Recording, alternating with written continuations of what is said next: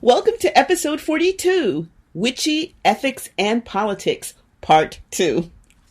You may believe your personal moral stance has absolutely no role to play in politics. Or you may apply your spiritual beliefs to every social and political choice you make. Whatever your approach, join us as we discuss how we negotiate the intersections between ethics, morals, and ourselves as humans and witches. Stay tuned!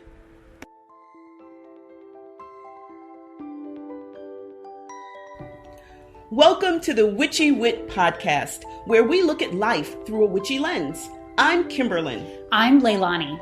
At Witchy Wit, we explore current events, Ideas, music and books, and experiences in ways that recognize energy and life in everybody and everything. We are both real witches. And we bring two real perspectives through the lens of our different ages, races, and backgrounds. With a healthy skepticism for what we have been told is true, our conversations are raw, candid, and vulnerable. Join us as we cast a spell to uncover what we each know is true in our intuitive, witchy selves. Welcome to episode 42, Witchy, Ethics, and Politics. Part 2! Part 2. Part 2. Yeah, exactly. We had so much that we thought was... we had a good time talking last when we recorded last, but it was apparently way too much because about an hour in, we realized we'd only gotten about halfway through. So we stopped for your benefit. It's one of the services we provide, and we're picking it up again. So you get to hear more about witchy ethics and politics. I hope you're interested. I know I'm interested. Well, yes, hence the problem. But before we dive into that, let's talk a little bit about what's been going on in our lives since the last time we recorded. Would you care to get us started? I'd love to. I wanted to share this interesting experience I had with my cell phone. Okay. So I know we've talked about technology use in the past, and we talked about that on our podcast in a previous episode. But what I thought was really interesting was my phone died. My phone just died. I woke up one morning and it was being funny, so I turned it off, and then it wouldn't turn back on. The little Apple logo just sat there. So I let it sit there for a few hours, and it just was totally dead. And I have a life. I had things to do. You couldn't sit around and wait for your phone to come back. Right. But it was so interesting because all throughout my day, I just kept being confronted with the challenge of not having my phone. I was at my doctor's appointment, and my doctor was like, okay, when are we going to see you next? And I picked up my phone to try and check my calendar, and I couldn't. So I was like, just give me an appointment. I guess I'm just going to have to change it. Yeah. And he's like, okay. And then he's like, do you want me to write it down for you? Because normally I just put it directly in my phone. Well, I couldn't put it directly. So then he had to write down a little card for me. And then we were driving down to South Padre Island, the coast. And I was like, I don't know how to get there. I'm going to have to use somebody else's phone for directions. Because I never thought of that. Yeah. So it was just this constant, bumping into how integrated technology is into my life. And even if I choose to not engage with my technology in some ways, it's just the way that it is. Right. You know?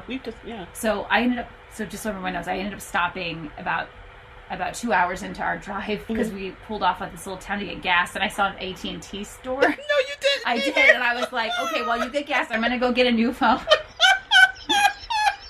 Well, I was thinking about that because I called you. You did. And you answered. I did answer. See? And if you want to know why she called me, listen to episode 41. 41. Period. Part 1. So it's a good thing that I did. Yeah. But it was the most expensive pit stop I've ever had. Oh my gosh. But they had a phone. They had yes. Oh my gosh. Yeah, I just walked in. I was like, I need a new phone now.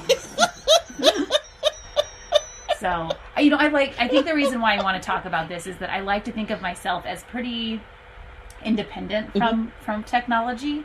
But I use technology, but that I like to treat technology like a tool. Yes. It is my tool. I use it. Mm-hmm. It doesn't run you. Exactly. But this experience, I was just like, just give me a new phone now. Like, we're not going to fiddle fart. I'm not going to, like, take the battery out and put the battery back. No. Just give me a new phone. Just give me a new phone. Yeah. I need it now. Okay, so is it, where is it? It's right here. Is it nice and new and shiny? It is nice and new and shiny. Oh my gosh, you've got the one with the super whoopie-doo camera. I do. Oh my gosh. Yeah. I know, and I'm treating it like a baby because my new case hasn't arrived yet. Yeah. So, but every time I set it down, I'm like, okay. So that's kind of my experience. What about you? I think I've discussed this topic in the past with you and probably with our listeners. Grading. So we're at the end of the semester. Actually, our semester went later than it normally does because we started later because the school wanted to avoid the flu season, or start as late as possible. And back in January, it was feeling pretty good. It's like, we start later. And now it's like, oh, fuck, when is it ever going to end? But it's about to end, or it will end, when I finish my grading. So I've been sitting here, and it's kind of, it's funny because normally when you get here, everything's ready, the mic's ready. So probably the sound just changed. Because a part of what's been going on this whole day is normally I'm ready for you and everything is set up, the mic and the thing and the blah, blah, blah, blah. But I was grading and it wasn't that it was super tough. It's just I have to keep looking up things and making sure, checking, kind of double, triple checking the things that they wrote just to make sure that, that some misinformation hasn't crept in. And so I'm sitting here grading and it was a gorgeous morning. So I threw open all the windows and normally about 11, I close things back up so it keeps the house kind of cool. But I was so busy grading that it had gotten warmer and warmer and warmer and I'm sweating, but I don't realize it because I just feel like that general malaise that kind of just grabs you and sucks you down when you're halfway through at least you're thinking you're halfway through grading and it's not, the end is not in sight. And actuality, what the problem was my house was getting hotter and hotter. So when you got here, I had literally went shit and ran and closed up everything and turned on the air conditioning about a half hour before you got here. So for the people at home, I have books all over the place and my computer, which is what we use to record, was in the wrong place and the mic wasn't connected and the whole bit. So and then we started and the mic still, it's a long story, but the mic still wasn't. This beautiful mic that was gifted to us by some wonderful friends of Leilani's, who listens to the podcast, wasn't even connected. It was plugged in, but I hadn't connected it. Anyway, so grading is a wonderful opportunity for someone to practice their grounding and centering techniques. And I hadn't, but now I know that. So now I can, because I have another full day of grading tomorrow, so I can practice all of these things tomorrow. Oh, wow. Yeah. What an opportunity. It's a wonderful chance for me to get this all right. So one of the aspects of our conversation last time was the idea of, your moral position, and how that might interact with the ethics of the society or the group that you're dealing with at whatever point in time. And I mentioned the idea, I'd mentioned the fact that I feel very strongly that what I do as an individual does actually have an effect in the collective. How much, what the level or the degree or of that might be, is probably up for debate. But I do feel that I can have some small effect on the collective. And one of the techniques that I use is actually, it's considered an old Hawaiian communal healing technique called Ho'oponopono. And have I ever talked to you about this at all? I don't think so. Oh, okay. So it's basically a way if in the community there's some sort of disruption or interaction. It's a way. It's almost like conflict resolution, but it's their particular brand. And there's a number of different things. They have a big circle and the whole bit. But one of the practices is recognizing that I am the center of my universe, and so whether I actually cause things or my interaction with it colors how I see the world around me, I do have an effect on it. Okay, and so by healing myself, I can help heal the collective. Does that make sense? Mm-hmm. Okay. So the practice is basically you just say, I mean, there's other things that you can do, but the essential practice is saying these 4 statements, which are, and depending on who you talk to, the first one I'm going to say comes either at the beginning or at the end, but people come to blows over this. But I love you. I'm sorry. Please forgive me. Thank you. And you just say that it's a healing mantra, and you don't necessarily have to think about a particular situation, though you can. And that's another part that's kind of up for debate. Some people just feel if you just heal yourself in general, it's going to heal the particular, and other people, yeah. But so there's a lot of people who weigh in on this, and it feels highly constructive to me, and a lot of people use this modality, this healing modality, and so as part of my morning practice, I do about 5 minutes of Ho'oponopono every morning, and I honestly feel as if when I do that, I kind of raise the level of consciousness, at least in my little neighborhood, maybe in the city of San Antonio, maybe in Texas and in the world or whatever. But that's where I feel, and an important part of that, this is where it comes in, is that what I think I may be healing may not actually be what's being healed. I think I had too many, but the idea being that I may see something as an issue, but that's my perspective, and the beauty of Ho'oponopono is I don't have to have the right answers. So I can think I'm healing, like let's say I think that you've harmed someone, and I may not know that you were actually trying to do something, and there was a mistake, or they painted you in the wrong color or something like that, right? So I may not know that, but by just doing this Ho'oponopono, that will help that situation resolve. Does that make sense? It does. Yeah, and you may not necessarily agree, but yeah. So, but that's one way where one can be super cognizant of the fact that your morals may not necessarily match the ethical situation or reality, which, I mean, neither one of them necessarily reflects reality. But by doing that, the thinking is that it cuts to the heart of the matter, and it heals regardless of what I think it's healing. Does it make sense? Yeah. Okay. Yeah. Okay. And I think I've seen maybe not that exact practice, but that the type of thought behind that practice in your life. Like I think I've seen, like you've talked.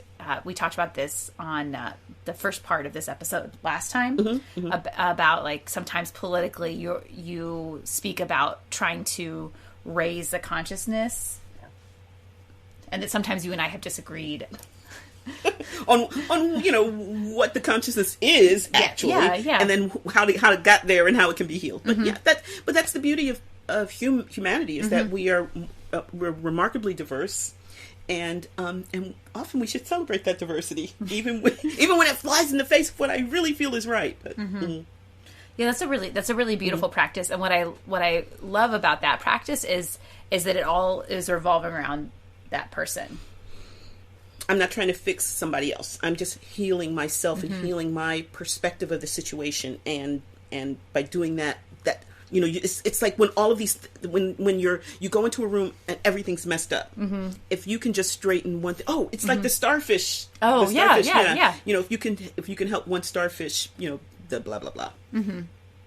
Yeah, I like that because I feel like a lot of times I'm left without the sort of conclusion in conflict that I desire.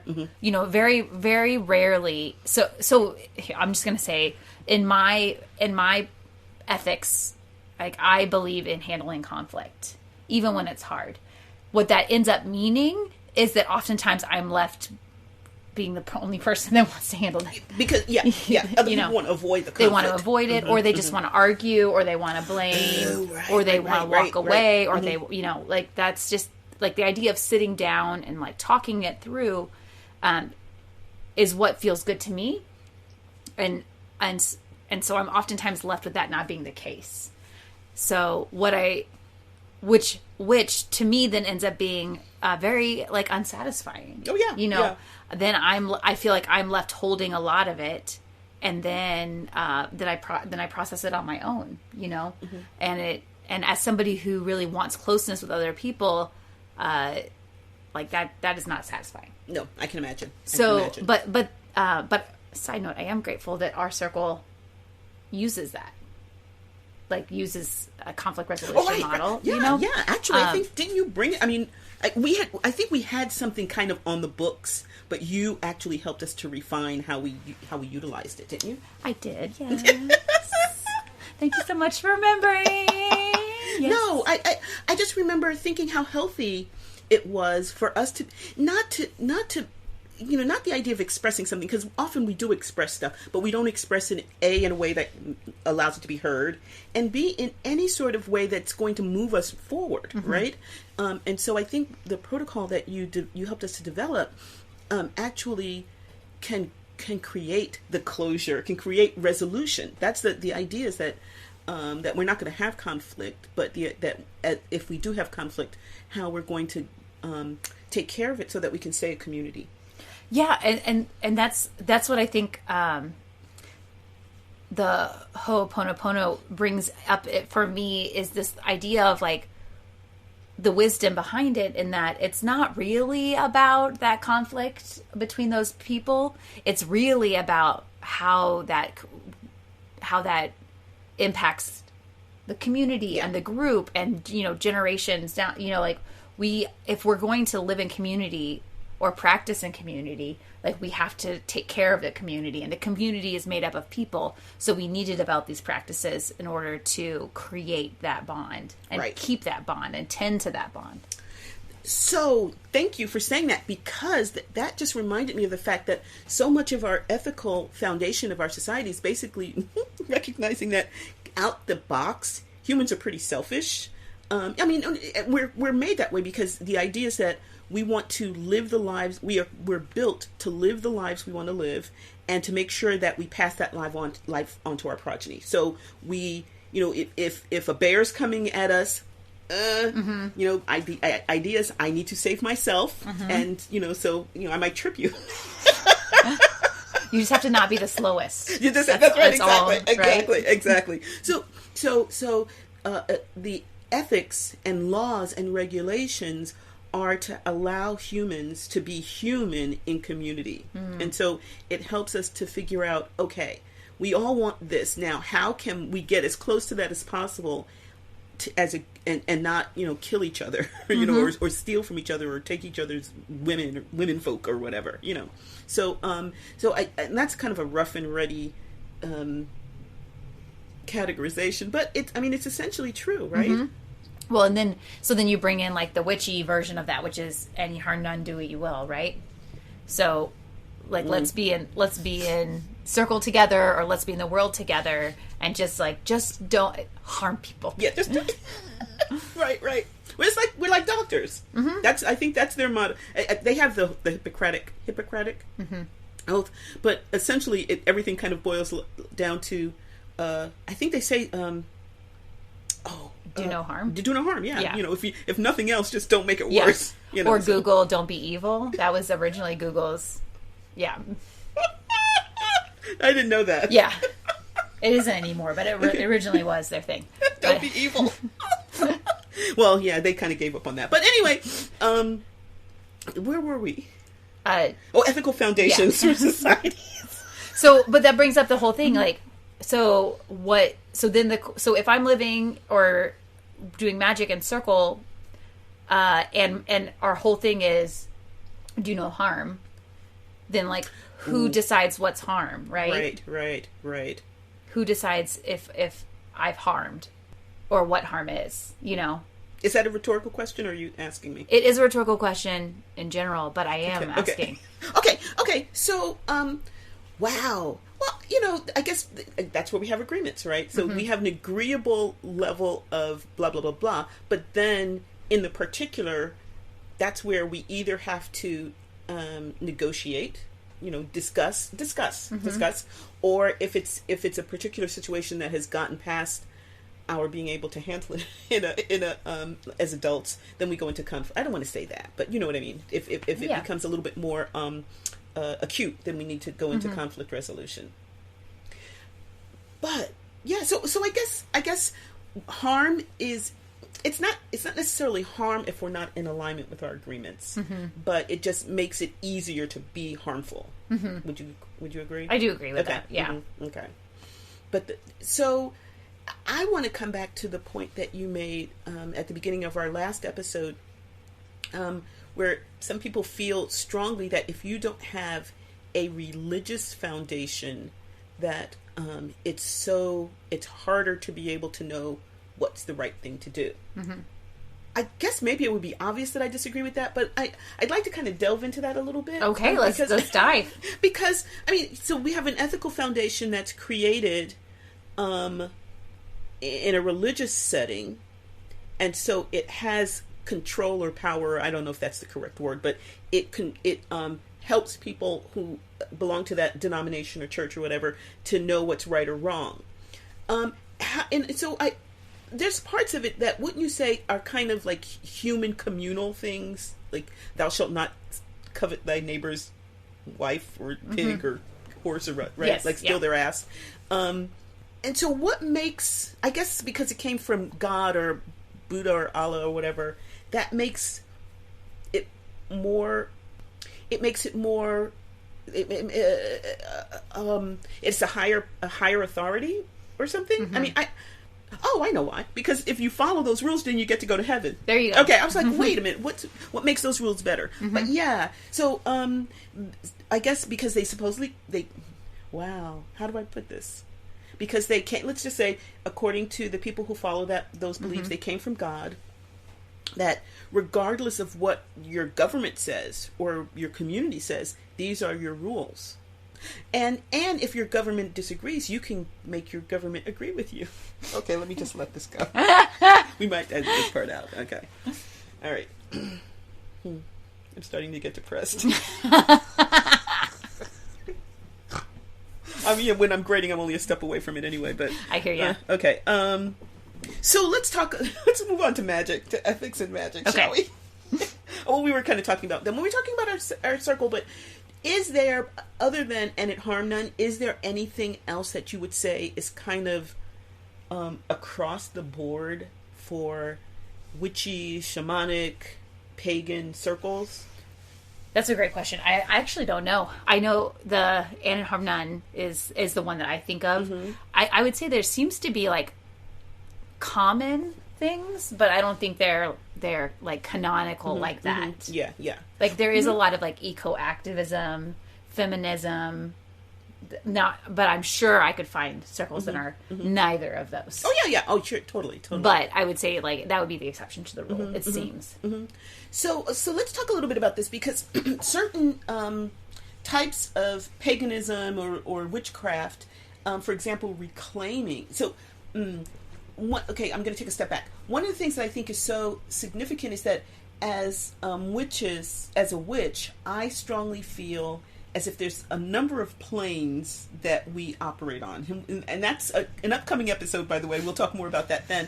But, we actually talk about, when we cast circle, we'll say we're between the worlds, right? And so we can talk about the rules and agreements and whether people follow them or not in, say, the community that is the United States.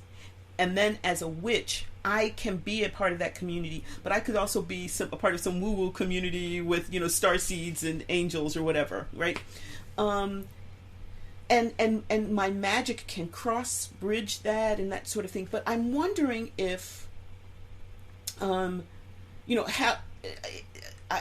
we recognize that so many different groups operate on different planes with their magic. So I started to say, for example, reclaiming is highly activist. So as a group, they tend to do a lot of magic that is going to be healing the world situation around them. So they do. So there was a group of reclaiming people who walk the Pentacle in the Capitol in Austin, and so doing magical work there. So feel very strongly that we are grounded in this world, and thus we need to use our magic to make this world better. Can I Sure, just hop in real quick? Please, yeah. So I have walked the Pentacle up in the Capitol in Austin with reclaiming. So it's just one of the things I really love about it. So if anybody's familiar with Texas, like we are the Lone Star State. Yes. but there's all these like Texas stars everywhere, and it's a star in a circle. So it's slightly different than a pentacle because the pentacle is the arms of the star are flat, and the Texas star, all of the little things that stick out, including the two arms, are not flat. Are more angled. They're angled. So it's like slightly different, but also it's not really that different. It's not really that different. So in the rotunda of so anyways, I hear they're like we're doing a pentacle walk. So you like walk and you meditate and you walk as if you were not as if you are. I am drawing the pentacle with my body as I walk around, and so I walk into the rotunda of the Capitol, and I'm thinking, okay, I'm gonna like walk the pentacle here in the center rotunda area. It is on the ground. It is in the floor. Yeah. It is like there. Yes. And I just like, oh, I love this so much. I love it so much. How witchy Texas is. Right? I'm like the buckle of the Bible belt, and we got big old pentacles all over the place. On people's doors, in the center of the rotunda at the Capitol. It was great. So I walked my happy little witchy ass all over that pinnacle, and so yeah. So when you did that, because I know people do that a lot. Were there people like in the rotunda just kind of staring at you, or they? Yes, yeah, in the rotunda, and then up because it's like multiple stories down, looking over. I'm sure most of them didn't pay enough attention to see the on your level. Yeah, to see the shape that I was walking, because it did. I was doing it meditatively, so it took me a while to make it through all. And it's a big ass star. It's a big ass pentacle for sure. But it was great, and I thank you, Texas.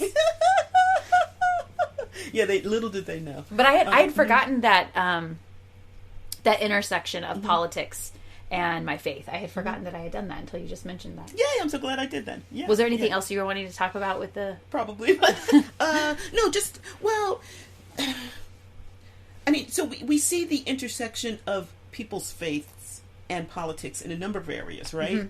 In terms of, some people who feel very, very strongly about on whatever position that they have on abortion rights and the life of the unborn child, and so we see it's kind of like the conversation that you had with your partner's parents, you mentioned last week, and we see that you can't get away from it, and yet we're expected to kind of put that aside, right? And some people don't, and so I get why they don't, because they feel as if they're making the world a better place, and I disagree with how they're doing that, but I understand how they do that, and I want to do it too, but I'm not changing it. From, we were talking about the top down or within the, but I'm not trying to necessarily change the, well, actually now I'm trying to change laws, but we can talk about that another time, but I'm not trying to make the laws match my spirituality, right? However, I'm using my spirituality to hopefully have some sort of effect on the people who are making those laws, doing my magic for that kind of stuff. And so I feel, and I'm also using my magic in terms of divination. Oh, I need to talk a little louder, sorry. My magic in terms of divination to see the ways in which I can have more impact on what I see as this, on what I see as a political environment that is becoming less welcoming, with less recognition of humanity. And how I can change that kind of thinking. At least that's my goal. Do you think that politics and magic, is that a solo practice, or do you feel like that is a practice that should be done in community? As we've talked in the past, I think the energy of a group or a mass magical working is huge. And I remember being a part of one about 2 years. It might have been right after not the last presidential election, but the one before that. And I remember doing, there was a lot of things going on, and people were having small things, and then there was one right, I guess it was the end of November, and I remember where there was this huge working that a lot of people were doing. This was before the pandemic, so a lot of people weren't online and that kind of stuff. So I don't know, I'm not sure exactly how many people participated in it, but I would love to see one of those huge days of how they have these hours of meditation where everyone at whatever time they're at, they all stop and there's a moment of meditation or silence. Like that to me would be so powerful. I remember they call it the Maharishi effect. Have you heard of this? Mm-mm. So the Maharishi effect, he's one of those gurus who came over, and the idea is that if everyone does this meditation at the same time, like we could talk about the map of consciousness another time, but those are levels of consciousness in the world, and that even though we're talking about maybe 1/1,000,000th of the number of people on the planet doing this work, it has an exponential effect beyond those numbers of people, that it can raise the consciousness and cause just an uptick in our ability to be more compassionate and to love and to be more understanding and tolerant of each other. Wow. That was a long answer. I love it. That's a great answer. I struggle with how I feel about politics and magic. Mm-hmm. I do not struggle with my own feelings about politics and magic. I struggle with how that interacts with other people and respecting that what they see and what I see may be different. Can you give me an example? Or if you want. Well, I can't think of a specific example, but I can say that, for me, practicing my own private ritual around politics and magic is easier because I can just say what I think and do what I think. But then when I enter shared space, then I have to think because I do believe that in shared space, while there may be something that we can all agree on, there are many things that are nuanced, and I want to respect that diversity. And I want my contribution to that diversity to also be respected, right? Mm-hmm. But that does make it more challenging when I'm holding space with a bunch of diverse people. Right. Well, we talked last week about how we can still give energy to each other's intentions, but think of how much more powerful if we actually all had the same right, yeah. And that's much harder to get the minute you have more than one person, it's going to be harder to get that kind of singularity, of purpose, and so. But even so, still, just you being by yourself doing some work around politics is still going to be infinitely more powerful than if you didn't. So I mean, because your magic is so strong. So. There was one time where this was back in the day. This was a while ago. We were doing these weekend workshops on the tarot cards, and one of them was justice, and that was one that I was spearheading the planning around. And so I had this great idea that we were going to be at the place that we meet, and we were going to do all this work around justice, and it was going to be so good. Then we were going to have lunch, and then we were going to go down to the courthouse, and we were going to drum and send the energy. I remember. Yeah. I remember. And it was such a great idea, and I am just so smart. And then I was so naive because then I'm like, all right, so this is what we're doing, and then everybody, and then some people were like, hell yeah, and then some people were like, fuck no.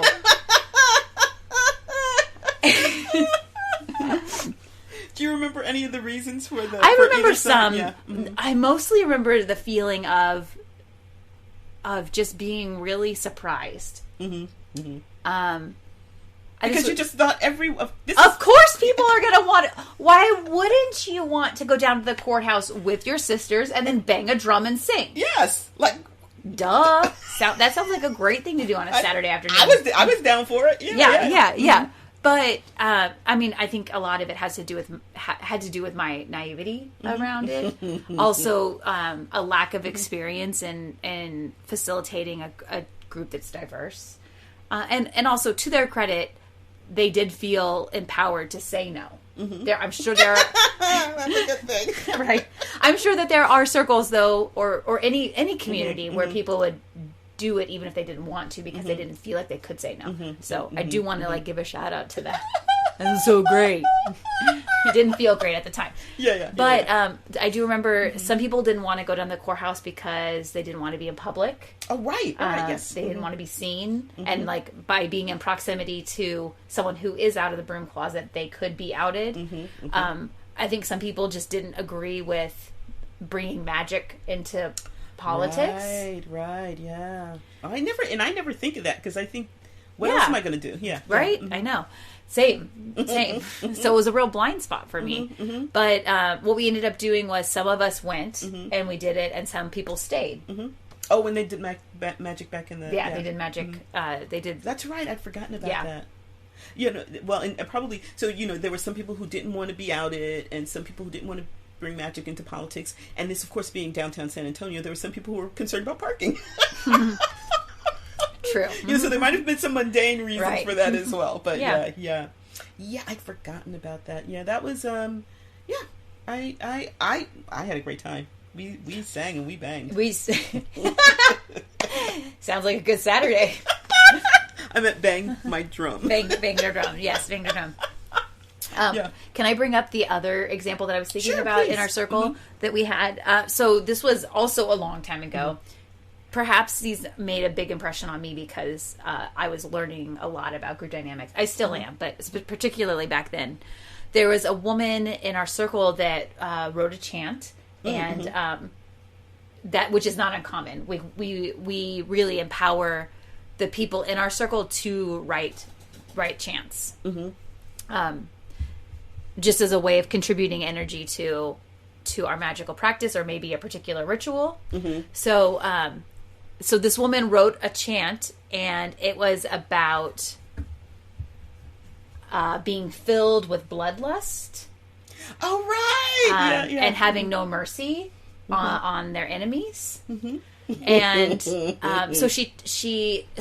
I think, and this chant was like what many women do, is that when we have a particular intent for the ritual, oftentimes if we don't have a chant that really sticks out to us, we'll write our own or have someone in the circle write our own. We have really amazing chant writers in our group.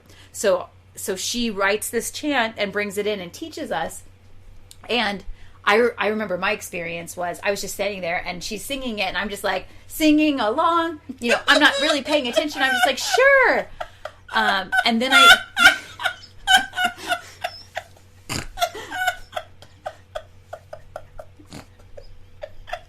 I'm sorry. I'm just picturing this. Please carry on. Singing along about bloodlust.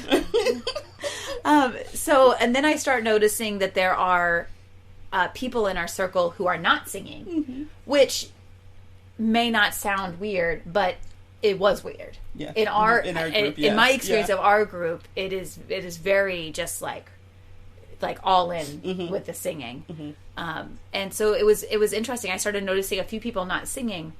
And then it wasn't until much later that I heard people talking about whether or not they were comfortable with that, and I just had never considered, because I just was, I just like threw myself in. If the group went there, I would just go there, right? And right. I was not doing a good job of like ethics checking. Did you have any experiences with that? I remember, I don't think I was there. I remember hearing about it later, but I was not there. So, so I tend to kind of do the same as you, just kind of throw myself in there. And I can understand having bloodlust about certain things, you know, so it wouldn't, I don't know if it would necessarily have offended me or, you know, to the point where I felt like I couldn't sing it. You know, I guess some of it's the context, but you know, sometimes the rivers of blood must flow. I mean, it's not. Isn't that a line from a Sekhmet chant? I don't know that. Yeah. Okay. So it might have been Sekhmet. Oh, that might have been Sekhmet. Oh man, because Sekhmet's all about justice, but her justice is, I mean, like everybody gets mowed down. You know, so. So the Leilani from back then was uncomfortable with singing the song. Once I thought about it. I ended up choosing not to sing. I stood there. That was probably 15 years ago. The Leilani now, is uncomfortable with that, but would sing it. Oh, really? Tell me why. I think because sometimes I have to burn it all down, and that means that. Oh, I get it. You're not necessarily comfortable with the fact that has to happen, but yes, you're and I'm not sure I would ever be comfortable. I'm not sure that one is supposed to be comfortable with that sort of I would call it healing. Mm-hmm. It's kind of like healing, like when you're lifting weights, you like have to rip the muscle to shred for it to grow stronger. Right. And I believe that death is the ultimate version of healing. Like I believe that I will eventually be healed, and that death is healing. But like that sort of cultural healing, or whatever healing, but I don't know that I would ever be comfortable and be like, yeah, this is totally fine. This is good. Yeah. Like I think that I hope that I would always be uncomfortable with anything of that sort of magnitude. Yeah. But that's a very different stance than I had 10 or 15 years ago, whenever I was like, no violence, you know? Yeah. But that's not where I am today. So, okay, I don't know if we were actually thinking about talking about this, but I we talked about, in my case, I was 6 years old, our first kind of experience of ourselves as moral beings in an ethical situation that may not necessarily have fit. Yes. So that just so everyone knows, that's back in episode 41, the last episode. It both involves traffic lights. Yes, right. And we had opposite reactions, and we didn't realize. Yeah. To be fair, I was 6. Okay. I was 6 years old, so I may not have had a very nuanced idea of, how one interacts. But anyway, the point I'm trying to make is, how much, so, now I recognize I was 6 and blah, blah, and I have more I can understand my moral stance and the context around it. I'm picturing you holding on to that. Literally my moral stance is I'm holding on to your this. stance is arms around this. And my friend's trying to pull me across the street. But I look back and I can see change, and I definitely see growth in terms of my viewpoint. I would say for me, I have gotten less rigid about right and wrong, and recognizing how little understanding I have of the world around me. So like you were talking about the situation with the women, but just in terms of the world, I know my perspective and I know what I see, and I know that I probably have maybe 12% of the information of anything around me. So, I can make decisions based on the 12% that I know about the situation, but I don't know, what's going on in Putin's head. I don't know what, what I mean? I don't know how other people are thinking and what their decisions are based on. So I might have an opinion, or I have a stance, but it's literally an opinion. It's not necessarily based. It is based on the facts that I have, but I may not have all the facts, and I probably don't have all the facts. And so because of that, I have a much more relativist position where I recognize I can have my moral stance, but I'm always having to think about it. Like you were saying, you had to think about that chant. And so I'm wondering if you've noticed change, or in terms of your moral stance from that time with your traffic light. Yeah. Well, I still hold the same general stance of the traffic light. If y'all are interested in episode 41 where we talked about it. And I think you said it was a guiguideline, right, or something? It is a guideline. Okay. Yes. Yes. I was not holding on to the pole saying, "Don't go, it's yellow." I was saying, "It's hurry up, it's yellow." Like, there's no one around. Why are we standing here? Yeah. Well, your light was red. My light was red. Okay. My light is, in my story, it was red. But so one of the things I said last episode that I think fits is that, like, as I get older, I'm only getting more and more radical. That being said, I am being more and more radical. I'm also being more and more humble and nuanced. So I'm getting louder, and I'm getting more firm, and I'm getting I'm holding way less space for people to push on me.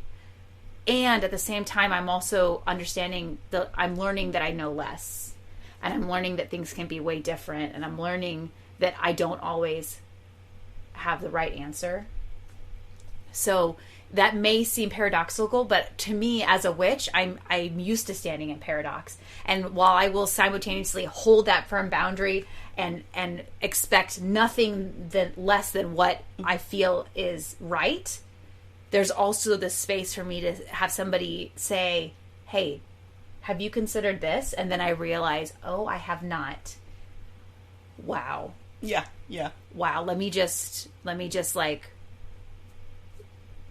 Sekhmet it and plow it all down and then rebuild, right? Yeah. You know? Yeah. Because I think that I want to continue to grow. I want to learn, and I want to realize that there's more that I don't understand, and to continue to expand and hold space for that. And at the same time, as I get older, I'm just getting more and more fierce about holding that space, especially for people who can't hold that space for whatever reason. They're not able to, or no one's listening to them, and they'll listen to me. So I will yell until they listen to these other people. Thank you for saying that, because I think one of the things that, remember we said a few minutes ago that there are very few rules that you can say kind of encompass all of paganism, etc. Mm-hmm. But one of the things that I see the most is this idea of free will. And so because we have free will, I have the right to take my stance, and I have the right to do what I need to do, but I also have the responsibility of making sure at every moment that stance is still reflective of what I know, mm-hmm. and what I really, really believe. And sometimes I have to stop and actually think about, what do I really believe? And I think that that's one of the things that so many magical practices encourage and advocate, is this idea of being having a lot of rights, a lot of permission to do what I need, but I need to keep making sure that I understand the premises upon which my actions are based. Mm-hmm. And so there's a great deal of responsibility. I have, we said this, I think, last week. We have no one else we can blame. We can't say God made us do it or whatever. I made me do that. Mm-hmm. Yeah. Do you think that doing magic directed towards someone impedes their free will? Or how does your beliefs in respecting it has free the will? Potential to. Yeah, it has the potential to. So one of the things that I often do is when I do some sort of magical working, I will often add, or what is the best for this situation. Mm-hmm. Because what I like to think I do is I send my energy out to a loving universe. And so I think I know what the problem is and what mm-hmm. the solution is. But what I try as much as possible to do is leave the door open for, this or something better is a line that we often use. So mm-hmm. when we do affirmations, like we may say, I want to get a better job, but the best way to put that is, I want this or something better, because mm-hmm. I often don't know what's really mm-hmm. best for me. Right. And so when I do magical work, I like to say that I leave space open for the universe to surprise me with how much better that the solution can actually be mm-hmm. than what I thought the solution was. That's cool. Mm-hmm.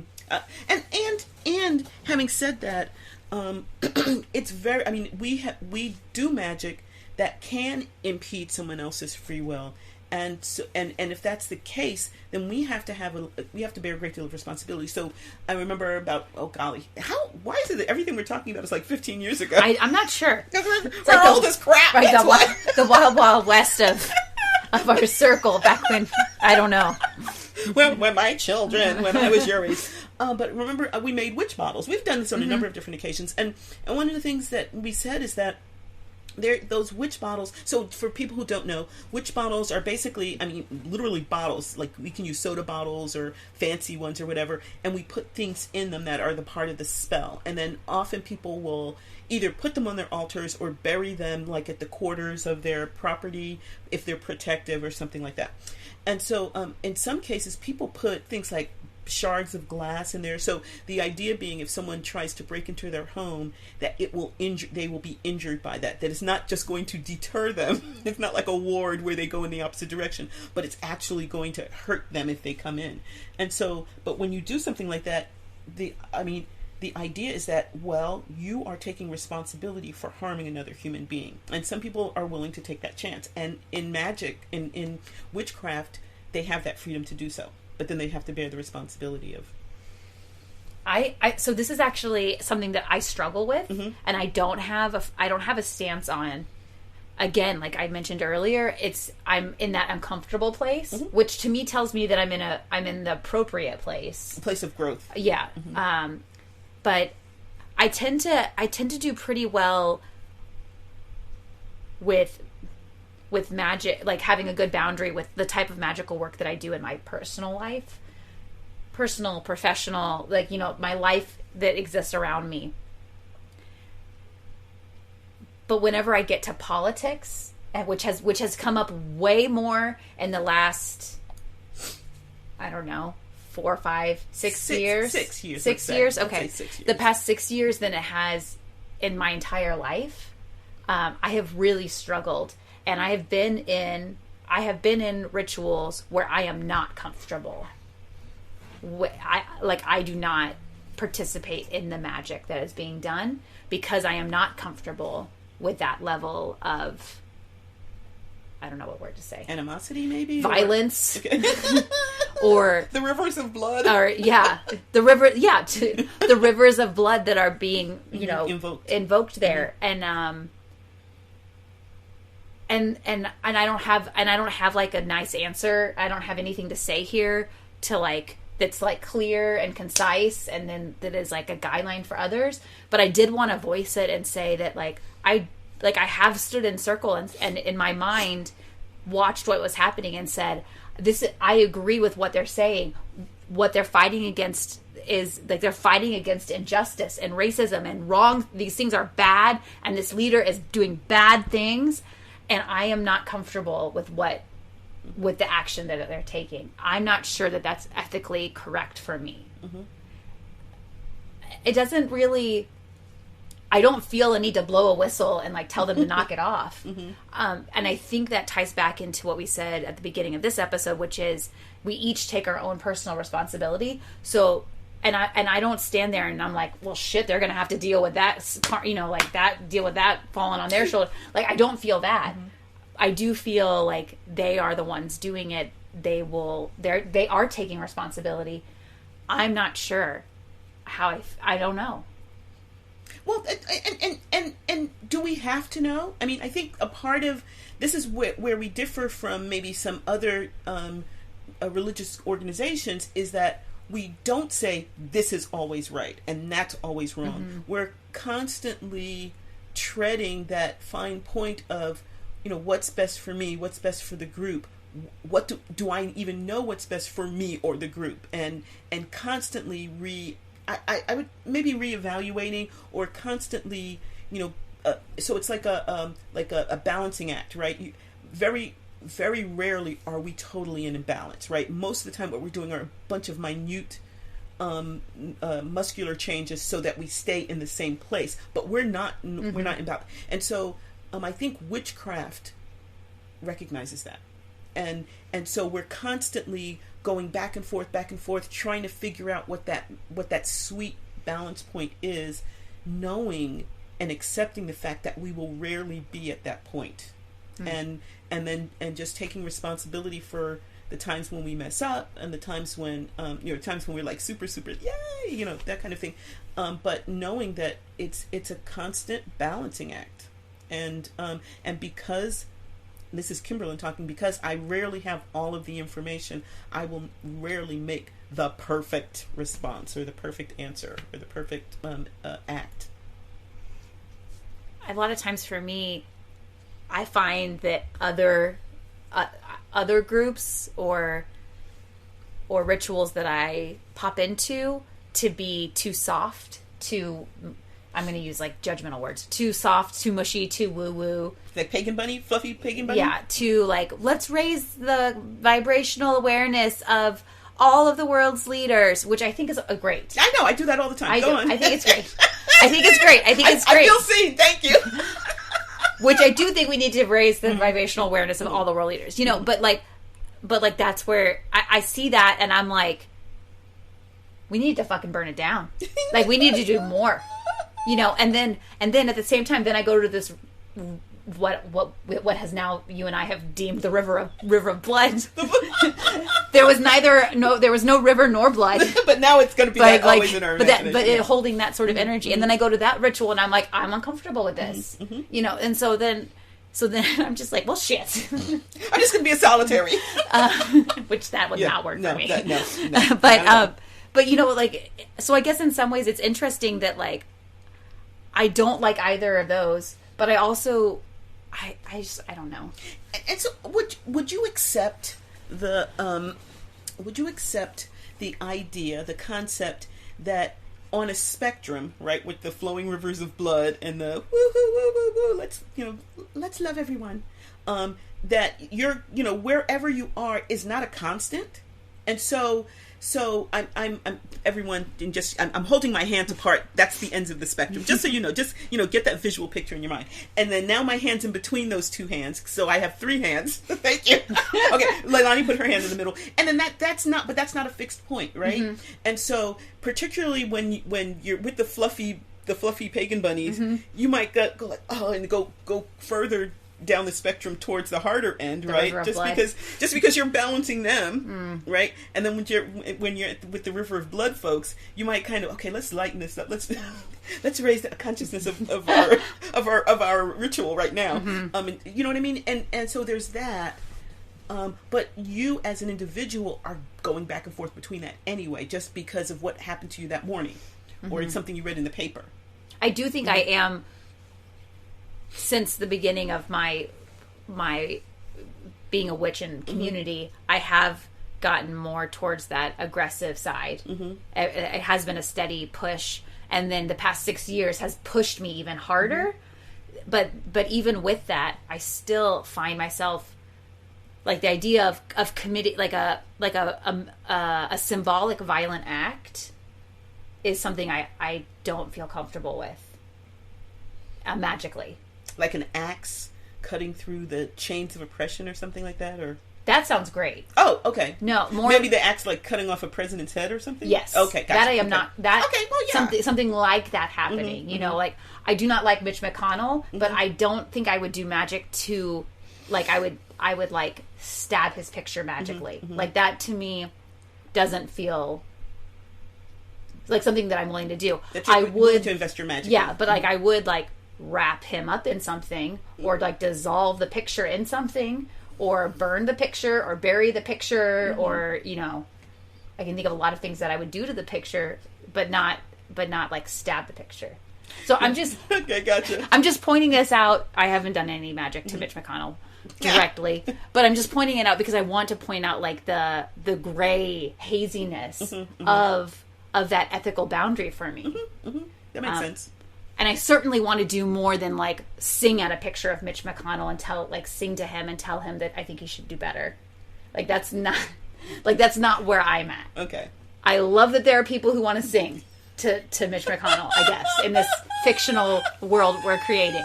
But, like, that's not where my energy is at. Yeah. I'm way over on that spectrum on the other, way more towards the river of blood. You won't mind a few drips of blood dripping down his face. I guess it depends on where that blood came from. Okay. Gotcha. Okay. Gotcha. Okay. All right. So as we talk about all of this, because I know that with respect and love, I know that you and I come at this from a little bit of a different perspective, right? As our tagline is, right? As I talk about the river of blood so often, what is your feeling about how different we are, and, like, where it lands for you and like your own practice? Okay, well, I'm not thinking so much about you. Is that all right? Okay. Sure. Okay. So where I fall, I kind of vacillate. So I tend to be. I'm not going to be singing to a picture of Mitch McConnell. Okay, but I do. But sometimes I do hold our nation's leaders in my heart while I do Ho'oponopono, and, you know, hoping to heal their approaches to certain things. So I do that. So I'm solidly on the fluffy pagan bunny side on that. However, I have, as a black person in the United States today, there are times when I really do feel there's room in our lives for flowing fucking rivers of blood. And I'm not going to say who I feel that blood should be coming from, but I just when I get so frustrated that I think there's no way that our political system can heal, not our political system, well, the political system too, but our justice system, our system of laws and regulations and how they're applied, I feel as if there's no way it can be fixed. And that's when I'm like you burn the sucker down, that the people who are invested in maintaining it the way it is, and sometimes those are really innocent people who just haven't thought about it. Sometimes I feel as if, you know what? Fuck it. Get rid of them so we can build from the ground. And because here's the thing. On paper, our justice system works. On paper, our justice system works. It's holding these truths to be self-evident, and all men are created. There we go. Okay, so on paper it doesn't always work, but it's people who are invested in being where they are in the social ladder, in the class system, who are invested in the situation being the way it was that they remember from the 50s. Who are good people, nice people, and just maybe not thinking about it or don't care. I'm not even sure. I don't even want to know. They're the ones who are keeping the system the same. And they've got to go for it to change. Because they're not going to change.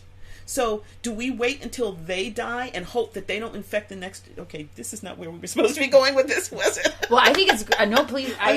Please continue, yeah. But my point is just that, I feel... And there's a number of people who feel kind of hopeless about this ever having any semblance of equity, any semblance of equality, and to make that happen, we have to start from the ground up. Well, we're not going to be able to start from the ground up because people are too invested in the situation the way it exists, and so to be able to fix it, we have to get rid of the things that are keeping it the way it is.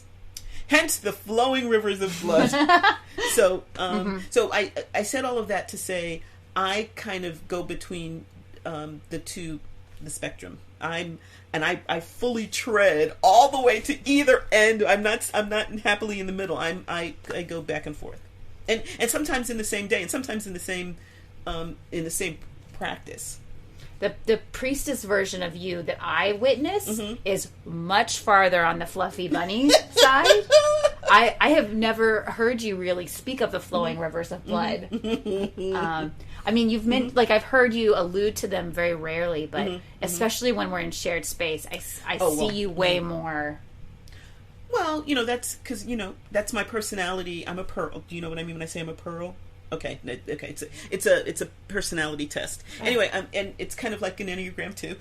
And so, I'm all about community, and I'm Libra. I'm all about the community and making sure that we're going together and kumbaya and the whole bit. So you don't see the more extreme parts because sometimes the people I'm in circle with are some of those people. So you probably don't see it that much. But thank you for allowing me to trot her out for a moment. Yeah, I love it. Trot away. Get Kimberlyn. I do think that the concept of that river of blood, I feel it sometimes. And again, I want to state how uncomfortable I am with it. But sometimes, like, one of the things I say to myself is, like, not everyone makes it through the like the smelting process, like some of the swords crack, right? Like not everybody makes it. And I sometimes grieve a lot whenever I see people getting caught up in it. and not making it. And so that might in politics or in our government, look like people succumbing to misinformation or even generating the lies.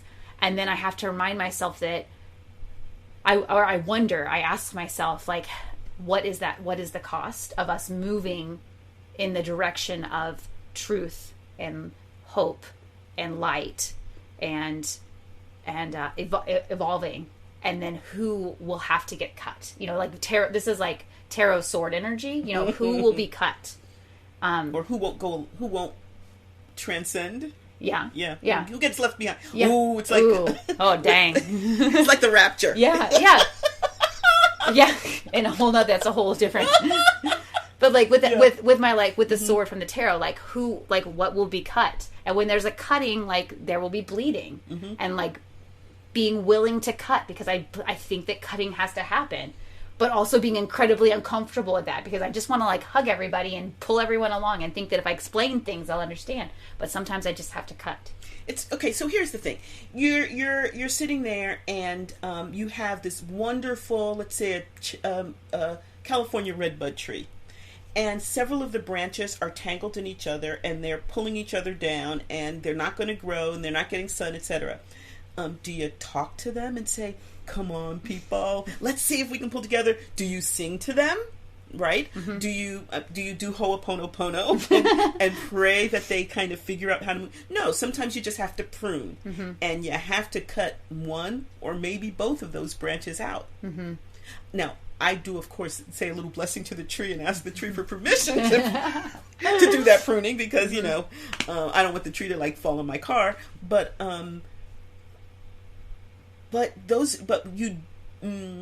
we do that in our lives. We do make those choices. It maybe not on that same momentous level, but we make those choices every day.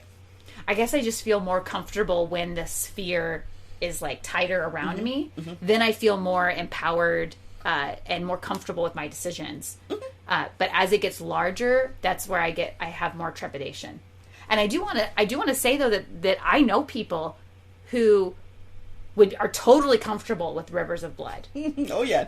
Like I know people who are like that's where they are, and they feel totally ethically sound there. And I also know people who are way more on the fluffy bunny side, and that's like they're totally comfortable there, and they don't think that anyone like they're not moving outside of that.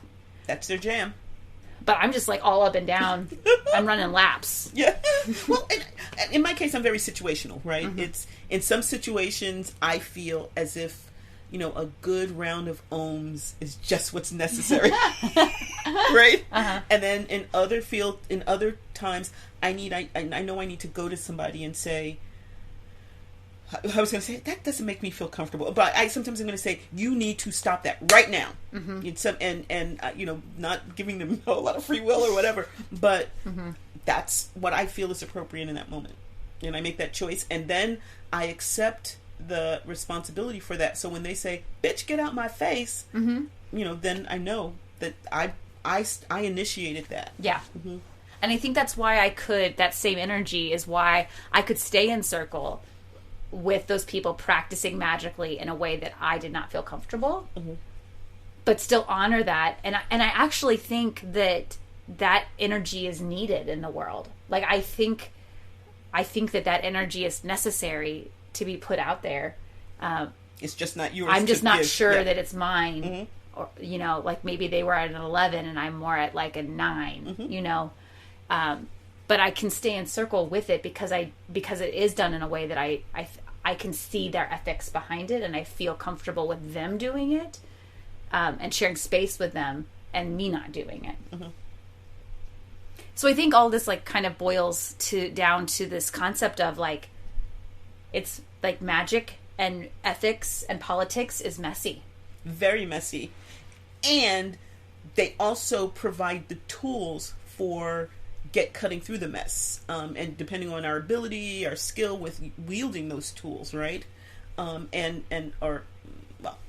just leave it at that. We hope you have enjoyed the magic that has unfolded here at Witchy Wit. It would be great if you would help make Witchy Wit possible and get access to exclusive content by donating on Patreon. We'd love it if you join our Witchy community and enjoy shareable content on Instagram, Facebook, and YouTube. Would you do us a big favor and support us by rating and reviewing us wherever you get your podcasts? It's free and helps witchy folks find us. Feel free to email us at witchywitpodcast@gmail.com. We love to hear from our community. Reach out and let us know what's brewing in your cauldron. New episodes are released every second and fourth Friday. Follow us on your favorite podcasting platform so our episodes go right to your playlist. You can listen as you ride your broom. Stay witchy, y'all!